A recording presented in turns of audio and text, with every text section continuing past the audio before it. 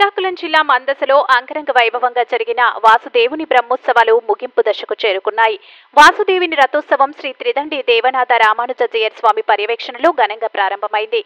వాసుదేవుని విగ్రహ సన్నిధి నుంచి మందస పురవీధుల్లో రథంపై కొలువుదీరిన శ్రీ భూ సమేత వాసుదేవుడి ఉత్సవ మూర్తులను మేళతాళాలు, మంగళ వాయిద్యాలు, వేద మంత్రోచ్చరణలతో అశేష జనవాహిని నడుమ స్వామివారి రథోత్సవాన్ని అత్యంత వైభవోపేతంగా నిర్వహించారు.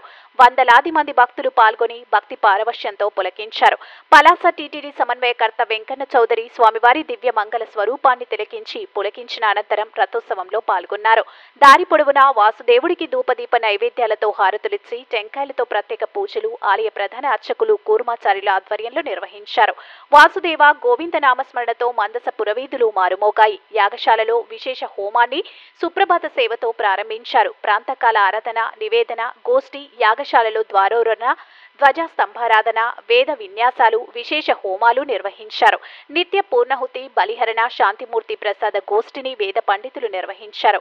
శ్రీ భూ సమేత వాసుదేవుడి అభిబృంద స్నానం పెరుమాళ్ల ఉత్తర దిశలో నిలయమైనటువంటి పుష్కరిణిలో పంచామృతాలతో వేద మంత్రోచ్చరణల మధ్య ధూపదీప నైవేద్యాలు సమర్పించి